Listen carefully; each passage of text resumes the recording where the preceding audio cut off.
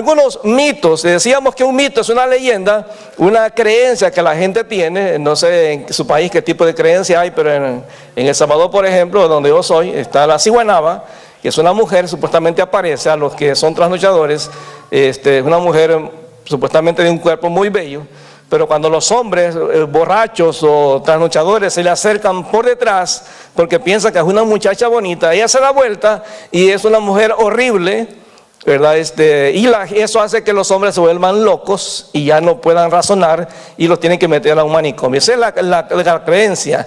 Pero el hijo de ella se llama el Cipitillo, que es un hombrecito pequeño, barrigón, con un estómago muy grande, con un sombrero así grande, de ala ancha y puntiagudo, y que él anda igual, pues haciendo sus cosas, ¿verdad? Que se roba a las muchachas, dicen.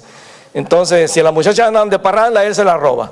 Entonces, tantas leyendas que hay, ¿verdad? En cada país hay sus leyendas. Entonces, pero a veces con las cosas cristianas, a veces también tenemos nuestras fábulas, nuestras ideas, nuestros mitos, y pensamos que esos mitos son la realidad de lo que tiene que ser la vida cristiana. Y decíamos en primer lugar, que hablando del tema de la madurez específicamente, decíamos que el primer mito es que pensamos que la madurez de una persona se mide por la edad. Entre más edad tiene, más sabio, más maduro es. Ahora, quiero aclarar algo. No significa que toda la gente mayor no pueda ser sabia o madura. Claro que sí. Pero lo que estamos diciendo es que la edad no garantiza que esa persona es madura. ¿Me explico? O sea, una persona mayor puede ser madura, pero eso no significa que la edad es la que garantiza la madurez. Esa persona es madura porque ha vivido en su vida experiencias que le han hecho madurar y a través de su relación con Dios. El segundo mito que decíamos es el mito de que soy maduro por el tiempo que tengo de ser cristiano.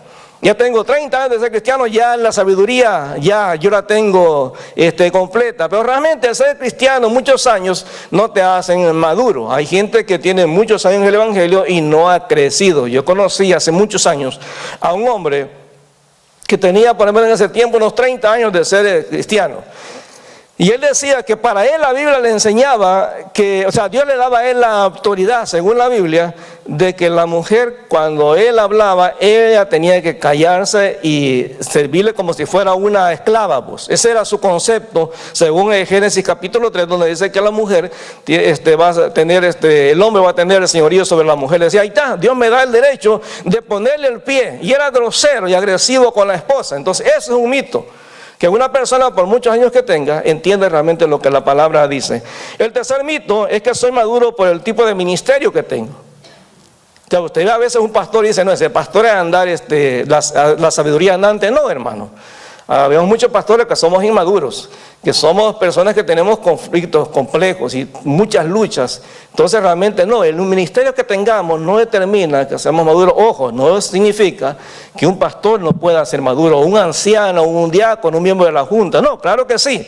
Pero el ministerio propiamente no es lo que define la madurez de la persona. El cuarto mito que vamos a ver ahora.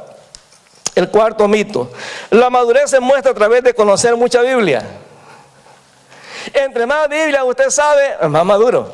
Entre más teología, entre más cursos de discipulado ha recibido, no, usted ya es una biblioteca andante, ya es la sabiduría, la madurez andando. Pero realmente ese es un mito. Creo que aquellos que conocemos la Biblia, hemos recibido muchos cursos de discipulado y que enseñamos aún la Biblia a otros, sí tenemos conocimiento, pero el conocimiento bíblico no hace maduro ni sabio a nadie. Ahora, quieren que entendamos que el conocer la Biblia es importante, es muy importante. O sea, a veces este tipo de cosas, hay un versículo que dice que la letra mata y el espíritu vivifica. Hay gente que dice, ahí está, no hay que conocer la Biblia. No, hermano, ese es un versículo sacado de contexto. Dios sí quiere que conozcamos la Biblia. De hecho, por ejemplo, en Mateo capítulo 22, versículo 29, Mateo 22, 29, a Jesús le están discutiendo con él acerca de la resurrección. Y Jesús entonces le dice que el problema cuando no entendemos las cosas de la palabra es porque no la conocemos. Cuando una persona, tú estás hablando de la Biblia y te empieza a decir, pero yo pienso que, pero yo creo que, ahí hay un problema de conocimiento de la palabra. Entonces Mateo 22:29 dice, Jesús contestó, el error de ustedes es que no conocen las Escrituras y no conocen el poder de Dios. Tú no puedes conocer cómo Dios es y cómo Dios actúa, a menos que conozcamos la palabra de Dios. Lucas 24:25. A veces uno de los problemas que tenemos para creer que Dios hace milagros hoy es que no conocemos la palabra. Hermano, para Dios no hay nada imposible. Y aquí en el Lucas capítulo 24, versículo 25, Jesús dice, entonces Jesús les dijo, ¿qué necios son? O sea, ¿qué falta de madurez tienen? Les cuesta tanto creer todo lo que los profetas escribieron en las Escrituras. O sea, el desconocimiento de la palabra de Dios nos lleva a la incredulidad. Ahora, conocer las Escrituras es muy importante, ya que ellas nos muestran la voluntad de Dios. Sin embargo, el conocimiento no es suficiente. Hay una persona que tuvo una influencia en el mundo, pero de una manera garrafal, de una manera tremenda. Se llamaba Carlos Darwin. Carlos Darwin, allá por el año 1825, entró a la Universidad de Edimburgo, en Inglaterra, a estudiar medicina, porque su papá quería que fuera médico. Pero Carlos Darwin no le gustaba realmente el momento de hacer las operaciones, le daba cosas ver la sangre. Y no le gustaba ver el sufrimiento de las personas. Entonces él se decidió, al final el papá lo convenció de que estudiara teología. Y entonces él se va en 1928, él va a un colegio que se llama Christ's College de Cambridge para estudiar la Biblia. O sea, Carlos Darwin fue y estudió la Biblia, sacó un diploma en teología. Tenía conocimiento de las cosas de Dios. O sea, conocía a Dios a través de la Escritura porque tenía conocimiento de las Escrituras. Pero en 1859, él escribió lo que se llama la teología de la evolución biológica. Y para Carlos Darwin, no fue Dios quien creó al hombre, sino que apareció por ahí por azar, por una casualidad, y de pronto apareció un mono, y de pronto apareció usted. Ahora una pregunta, ¿cómo Carlos Darwin, si fue al colegio a estudiar teología, si estuvo metido ahí estudiando las palabras de Dios, cómo llegó a un momento a negar la existencia de Dios? Bueno, hermano, porque el conocimiento de la Biblia no te hace realmente sabio ni maduro. Puedes conocer mucha Biblia. Yo he conocido personas que yo me he quedado sorprendido cuando uno habla y dice, wow, se quita uno el sombrero delante de la persona porque dice, ¿cómo conoce Biblia? Pero tú ves sus vidas y te das cuenta que esa Biblia no hace ningún efecto, porque Dios quiere que esta palabra haga efecto en mi vida. Tener la palabra acá no sirve para nada si no baja acá al corazón. En 2 Timoteo capítulo 3, versículo 16, vea cómo dice la Biblia en este pasaje. 2 Timoteo 3, 16 y 17 dice, toda escritura, toda la palabra de Génesis hasta Apocalipsis es inspirada por Dios, es decir, viene de Dios y es útil para enseñar. O sea, ella nos enseña las cosas correctas. Dice, para reprender, o sea, cuando hay algo incorrecto, la Biblia nos dice, eso es malo, es pecado. O sea, para Dios es pecado antes y hoy y en el futuro, las cosas que son pecaminosas. Hoy decimos, bueno, es una decisión de la persona, es un estilo de vida. No, hermanos, cuando la Biblia nos confronta que algo es pecado, no importa lo que usted y yo pensemos. Para corregir, o sea, andamos en el mal camino, la Biblia nos corrige, nos dice, este es el camino que tienes que seguir. Dice, para instruir en justicia. Dios nos dice qué es lo que es bueno y lo que es malo. Si yo puedo tener todo el conocimiento de la Biblia y nunca avanzar. En versículo 17 dice, a fin de que el hombre de Dios, hombre y mujer, sea perfecto, equipado para toda buena obra. O sea, Dios piensa, o Dios quiere que esta Biblia, cuando yo la conozco, haga un efecto tan fuerte en mi vida, que mi vida se muestre en el día a día. O sea, conocer mucha Biblia es bueno, pero si esa Biblia no hace un efecto en mi vida, no sirve para nada. El conocimiento debe llevarme a la obediencia, pero esa obediencia solo se dará si la palabra de Dios es algo real para mí. Y en Lucas 6, vaya conmigo a Lucas 6, el Señor nos empieza a decir una lección natural, una ley natural que existe, hermano. Cada uno produce lo que realmente es. O sea, usted no puede ver que vaya a buscar, por ejemplo, plátanos, guineos o bananos, como le llaman en su país, en un árbol de mango. No, claro que no, es ridículo, porque un árbol de mango da mangos. O sea, una persona con conocimiento bíblico, pero sin compromiso con Dios, va a producir simplemente conocimiento. Una persona que conoce la Biblia y que la toma en serio y la aplica a su vida, va a producir el fruto que Dios espera que produzca esa persona en su vida. Y en Lucas capítulo 6, versículo 43, Jesús dice esto, y nos está preparando a algo que va a decir más adelante, porque para Jesús el conocimiento de la palabra sí es importante, pero ese conocimiento no sirve de mucho si no lo aplicamos a nuestra vida. Lucas 6, 43 dice, un buen árbol no puede producir frutos malos y un árbol malo no puede producir frutos buenos. Al árbol se le identifica por su fruto. O sea, cuando usted ve un mango colgado, usted sabe que ese árbol es de mangos. Cuando usted va caminando y ve un racimo de plátanos, de guineos, de bananos colgando, usted sabe que es una mata, una planta de bananos. O sea, el fruto identifica a la planta. Los higos, dice, no se recogen de los espinos y las uvas no se cosechan de las zarzas. Una persona buena produce cosas buenas del tesoro de su buen corazón. Una persona mala produce cosas malas del tesoro de su mal corazón.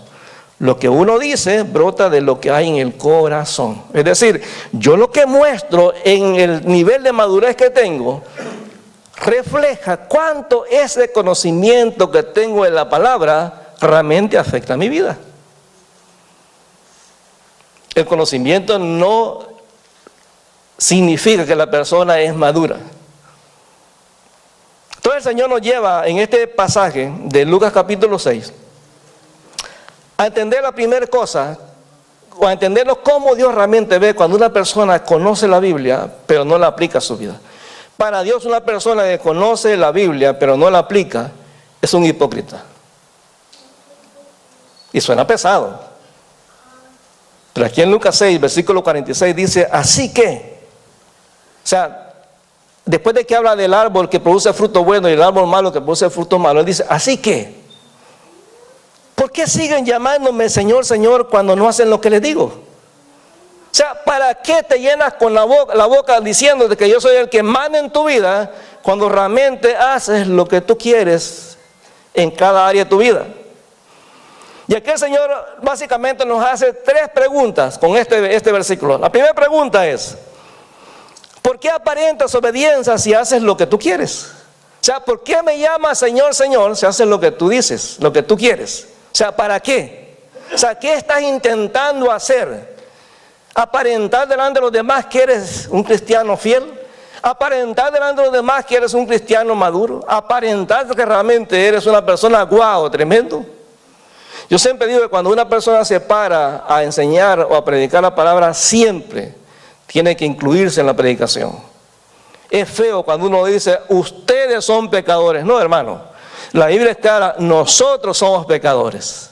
Tenemos que reconocer que todos estamos en el mismo barco. Entonces el Señor hace la pregunta, bueno, ¿por qué tú me dices, Señor, si realmente no es algo serio? O sea, eres un hipócrita. Lo dices delante de los demás, pero en la vida real haces lo que te da la gana. Entonces, ¿qué es lo que tratas de hacer? ¿Aparentar? ¿Sabes de qué te sirve que la demás gente piense que eres una persona madura y consagrada cuando la realidad es otra? Hace mucho tiempo vi una película cristiana, no me recuerdo ahorita cómo se llama, una película mexicana. Pero va en el carro el pastor y van los hijos. Y en el carro va el pleito, pero tremendo. La señora no le da con la cacerola porque no lleva cacerola en el carro. Pero van peleando, sí reclamando, y el pobre hombre va asustado. Cuando llegan a la iglesia, ¿qué cambio, hermano? ¿Qué cambio? El amor con los hermanos. O sea, eso es hipocresía. Eso es hipocresía. ¿Qué aparentas obediencia si haces lo que tú quieres? Aquí el Señor nos reclama de que nuestras palabras no van de acuerdo con nuestras acciones. ¿Por qué me llamas Señor, Señor si no haces lo que yo digo? ¿Por qué me reconoces como Señor solo de palabra, pero tus acciones demuestran que eso es mentira? En Isaías 29, versículo 13, vean lo que dice el Señor Jehová. al pueblo de Israel, exactamente el mismo reclamo. Porque para Dios, hermano, no le sorprenden las palabras teológicas o rebuscadas o muy solemnes que le podamos decir. Dios lo que está buscando es hombres y mujeres que estén dispuestos a reconocerlo como Señor de su vida de una manera real. Isaías 29:13 dice, así que el Señor dice, este pueblo dice que me pertenece, me honra con sus labios, pero su corazón está lejos de mí. Y la adoración que me dirige no es más que reglas humanas, aprendidas de memoria. Hipocresía. Segunda pregunta que Dios nos hace en este versículo. ¿Por qué si sabes lo que quiero que hagas, no lo haces? O sea, cuando yo digo a Jesús que Él es Señor de mi vida, yo estoy entendiendo, reconociendo que Él me ha dado órdenes específicas en su palabra. Hasta en los 10 mandamientos están otros textos ahí que dan órdenes. Cuando Dios me dice, por ejemplo, que perdone a alguien, yo no perdono. O sea, yo puedo pasarme toda la vida diciendo que Jesús es el Señor de mi vida cuando realmente es una mentira, no es real. ¿Por qué reconoces mi autoridad? ¿Por qué sabes lo que quiero y no lo haces? ¿Por qué reconoces mi autoridad y no te sometes a ella? ¿Por qué me llamas Señor, pero no te quieres someter a mí?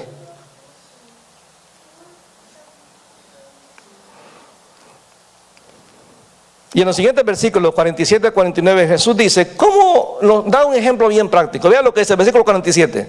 Le mostrará, dice Jesús, cómo es cuando una persona viene a mí, escucha mi enseñanza y después la sigue, o sea, la obedece.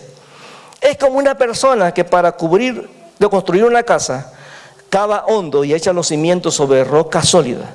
Cuando suben las aguas de la inundación, o sea, cuando vienen los problemas, las crisis y golpean contra esa casa, esta queda intacta porque está bien construida, porque tiene una relación fuerte con el Señor, porque conoce no la teoría, la práctica, ha visto a Dios obrando en su vida, ha visto cuando Dios sana, restaura, provee. Pero el versículo 49 dice, pero el que oye y no obedece es como una persona que construye una casa sin cimientos. Cuando las aguas, cuando los problemas de la inundación azoten esa casa, se derrumbará en un montón de escombros. O sea, ahí se va a mostrar, hermano. Cuando ve un creyente que se aleja de las cosas de Dios porque las cosas le están yendo mal, bueno, eso es lo que pasa. Hay conocimiento bíblico, pero no hay práctica. O sea, esta Biblia no afecta mi vida. O sea, Dios nos dice no solamente la desobediencia es un acto de hipocresía, sino también un acto de necedad. O sea, una persona desobediente es un necio, es un cabeza dura, es una persona que tiene su forma de pensar y nadie lo cambia, no importa que esté equivocado. Ahora, vamos a Mateo capítulo 7, versículo 24. Es el mismo pasaje, pero Mateo enfoca algunos aspectos importantes. Mateo 7, versículo 24. Es el mismo pasaje de Lucas, capítulo 6. Pero Mateo le agrega un aspecto importante, porque para Mateo no es tanto la hipocresía, es la necedad. O sea, que tú sabes lo que yo sé, lo que Dios dice en su palabra, pero yo me monto en mi burro y digo, no, así va a ser. No importa lo que Dios diga, no lo decimos así, hermano.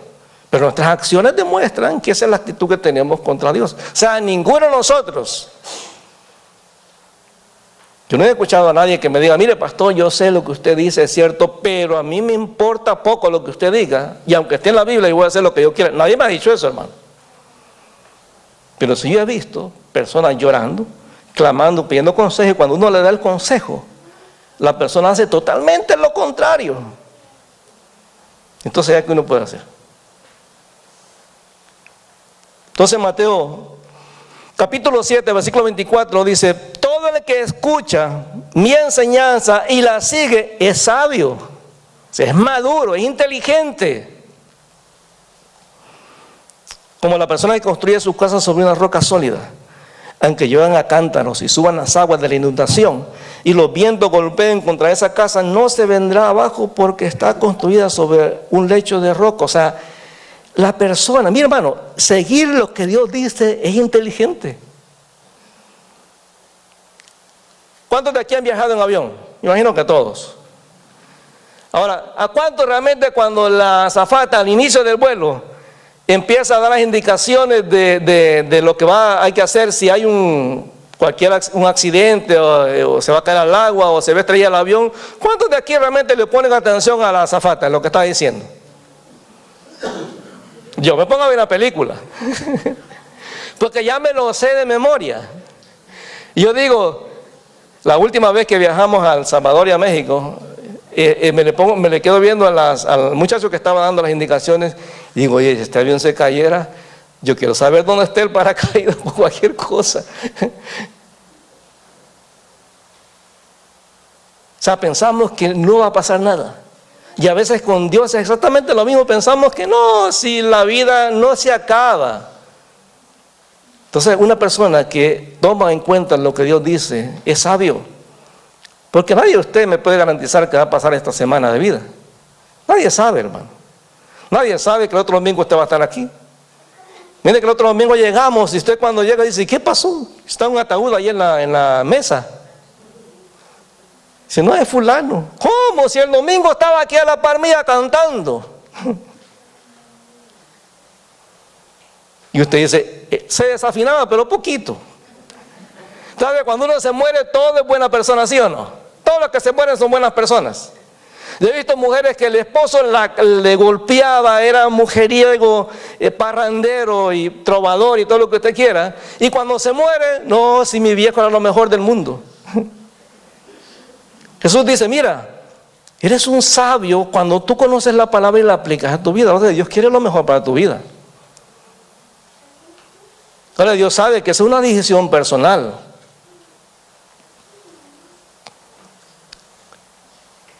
Versículo 26. Pero el que oye mi enseñanza, ojo, la enseñanza de Cristo, no la del pastor. Pero el que oye mi enseñanza y no la obedece es un necio. O sea, sabe lo que es correcto, pero no quiere. A veces nosotros como padres nos enfrentamos con nuestros hijos. Mija, ese muchacho no te conviene, es mujeriego. Y la muchacha necia, no, yo lo voy a cambiar. Yo lo cambio. Y trate de convencerla que nunca va a cambiar el muchacho. No, hermano. Fíjese que alguien me pidió que investigara la cuestión para un matrimonio. Y es interesante, las leyes de Quebec acaban de cambiar. Resulta que ahora Quebec exige dos cosas que no exigía antes. Número uno, exige el acta de nacimiento de la persona traducida al francés. Para saber si es esa persona originalmente. Si es cualquiera, usted busca su nombre en Facebook, aparece un montón de personas con ese nombre. Pero la segunda cosa es que usted me tiene que traer un documento con notariado de que usted es soltero. Probarme que es soltero. Porque el gobierno se ha dado cuenta que hay gente que está casada en México y aquí se quiere casar otra vez por los papeles. Entonces Dios nos muestra las cosas, hermanos, como tenemos que hacerlas, y es nuestra decisión si vamos a ser sabios o necios. Dice, si tú haces las cosas como yo te digo, eres una persona sabia porque yo quiero lo mejor para ti. Pero si tú decides hacer las cosas a tu manera, significa que eres simplemente una persona necia. Dice el versículo 27, cuando vengan las lluvias, lleguen las inundaciones y los vientos golpeen contra esa casa, se derrumbará con gran estruendo. Dice la Biblia que aquellos que creemos en Dios, que tenemos confianza en Él, cuando pasemos por las aguas, no nos ahogarán. Cuando pasemos por el fuego, no nos quemarán porque el Señor está con nosotros.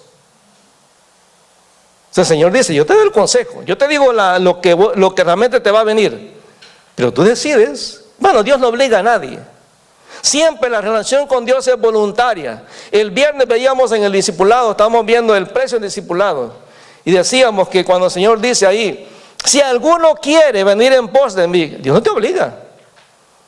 Si alguno quiere venir en pos de mí, tome su cruz cada día y sígame. El que no toma su cruz cada día y me sigue, no puede ser mi discípulo. O sea, a Jesús no le importa nuestra opinión. Él estableció la norma y si no la cumplimos, bueno, Él sigue siendo Dios. Y decíamos el viernes, Dios y nosotros sigue siendo Dios. Nosotros sin Dios no somos nada. Entonces Dios me da el consejo, pero Dios me da la libertad de decidir si lo voy a hacer o no lo voy a hacer. Eso es un acto de necedad. La tercera cosa que la Biblia nos enseña, que es la desobediencia, es un acto de idolatría. Cuando Dios está en el trono, Dios sentado en su trono me dice, oye, yo quiero que hagas esto, quiero que perdones. Y yo digo, no lo quiero perdonar. ¿Sabe lo que yo estoy haciendo realmente de una manera simbólica?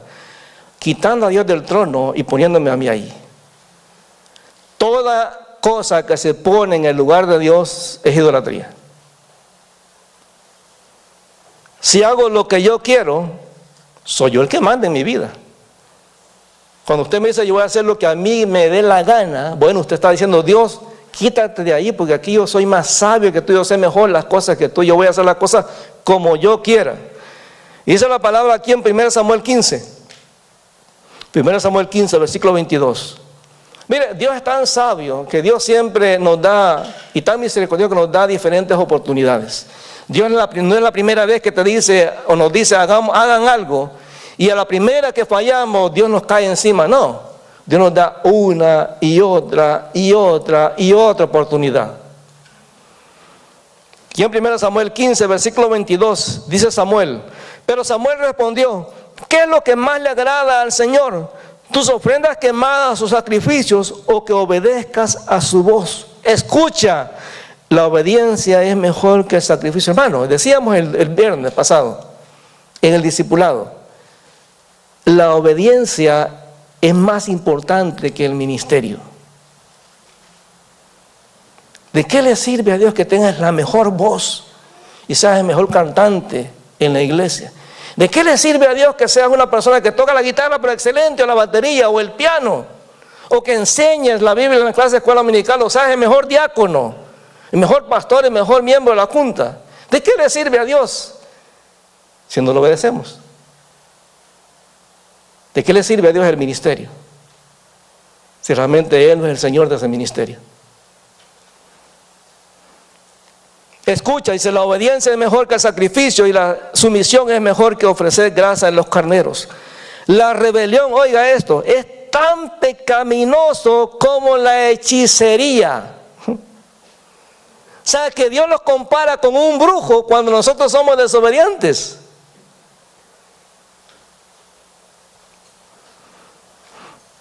Y la terquedad. ¿Cuántos tercos sabemos acá, hermano? No levanten la mano, por favor. Y la terquedad. Dios santo. Tremendo. Tan mala como rendir culto a los ídolos. Mi hermano, cuando yo me empeño en hacer las cosas a mi manera, estoy diciendo a Dios, Señor, quítate de ahí. O sea, yo sé mejor hacer las cosas, yo controlo mi vida. Hermano, el cristianismo es, cuando yo llego a Cristo, yo no solamente recibo a Cristo como mi Salvador, como aquel que pagó por mí en la cruz del Calvario, sino que dice la Biblia en Romanos 10, que si confesares con tu boca que Jesús es el Señor, y creyeres en tu corazón que Dios levantó de los muertos, serás salvo. Si Cristo no solamente quiere salvarme, Él quiere también mandarme. Él quiere que todo lo que yo haga lo glorifique a Él. Entonces, cuando yo realmente me comporto de esa manera desobediente, estoy quitando a Dios de su trono y me estoy poniendo yo. Santiago capítulo 1, versículo 22. Santiago 1, 22. Dice, pero no solo escuchen la palabra de Dios, tienen que ponerla en práctica. De lo contrario, solamente se engañan a sí mismos. Pues escuchas la palabra pero no la obedeces, sería como ver tu cara en un espejo. Te ves a ti mismo como cuando luego te alejas y te olvidas cómo eres. Pero si miras atentamente en la ley perfecta que se hace libre y la pones en práctica, y no olvidas lo que escuchaste, entonces Dios te bendecirá por tu obediencia. Toda desobediencia tiene consecuencias, toda obediencia tiene bendición. Dios le dijo al pueblo en Deuteronomio capítulo 27, y aquí yo pongo delante de ti la vida y la muerte. La vida si me obedeces y la muerte si me desobedeces. Y usted dirá, pero hermano, eso es del Antiguo Testamento, cuando la gente no estaba bajo la gracia. De verdad, pregúntale a Ananías y Zafira. Cuando la iglesia estaba iniciando, el momento que ellos le mintieron al Espíritu Santo, el Espíritu Santo los mató. Ahora, yo le pregunto esto, ¿qué pasaría si en este momento el Señor dijera, Manuel, señala a cualquiera acá, el que te guste más, el que esté más cerca, a la Pati, no va cerquita acá. Dije, Pati, y confrontar a la hermana Pati. Y hay un pecado en la hermana Pati que no quiere confesar. Y ella se empeña que no. Yo estoy bajo la gracia y la gracia me implica que Dios jamás me va a juzgar. Y el momento que ella voluntariamente se niega a confesar su pecado y someterse a Dios, ella cae muerta. ¿Cuál sería su reacción? Realmente, ¿cuál sería nuestra reacción? Yo le aseguro que todos caemos de rodillas, hermano, a confesar nuestros pecados. La primera vez, y espero que no le vaya a pasar a usted, la primera vez que a mí me pasó estar en un evento donde había un endemoniado, Dios santo, yo nunca había orado tan fuerte. Cuando entré al salón donde estaba la persona que estaba siendo liberada, eran dos compañeros que estaban liberando a otro muchacho, y ellos me dijeron, antes de que entres, confiesa todos tus pecados. No, hermano, lloré dije, Señora, hasta que lo que no he hecho te confieso una vez. Y cuando entré, me dice, porque si tú no confiesas tu pecado, Satanás, a través de ese muchacho te va a empezar a sacar todos los trapos al sol. Hermano, Dios nos da el consejo, pero Dios sabe que usted y yo somos inteligentes y podemos saber qué es lo que es bueno y lo que es malo. Si usted y yo somos desobedientes, Dios ve eso como una hipocresía. Decirle, Señor, hoy cantábamos, Él es el Rey, Él es el Rey, Él es el Rey de mi vida. ¿Cuántos lo cantaron?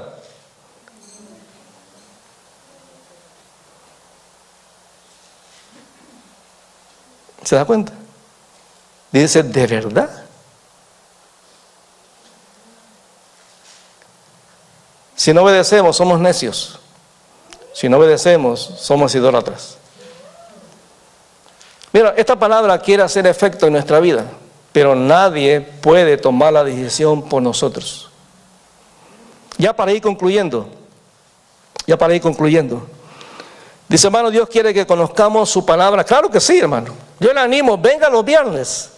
Los viernes, hermano, mire, nos metemos en profundidad a discutir la palabra y realmente aclaramos las dudas, nos detenemos. Va a haber un libro que se les va a dar. Dios quiere que conozcamos la palabra, pero que esa palabra afecte mi vida. Colosenses 3 dice que la palabra de Cristo mora en abundancia en nuestros corazones. Dios quiere que conozca esta palabra.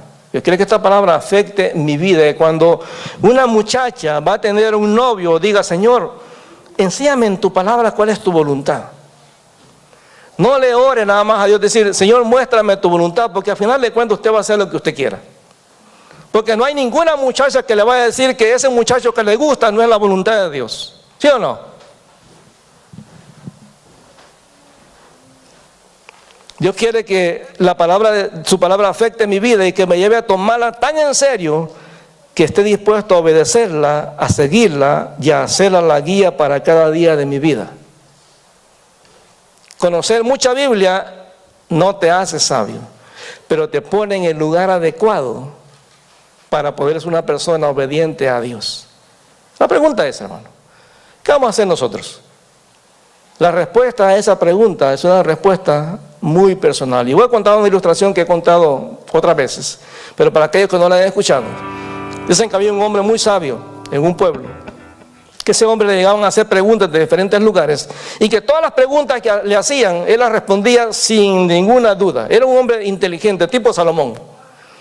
Pero había un grupo de muchachos del pueblo cercano que ellos se propusieron engañar a ese hombre sabio. Entonces agarraron un pajarito. Entonces se pusieron de acuerdo que cuando llegaran donde el hombre sabio le iban a hacer la pregunta y le iban a poner el pájaro aquí atrás y le iban a decir, este pájaro que tengo aquí atrás, ¿está vivo o está muerto? Esa era la pregunta sencilla.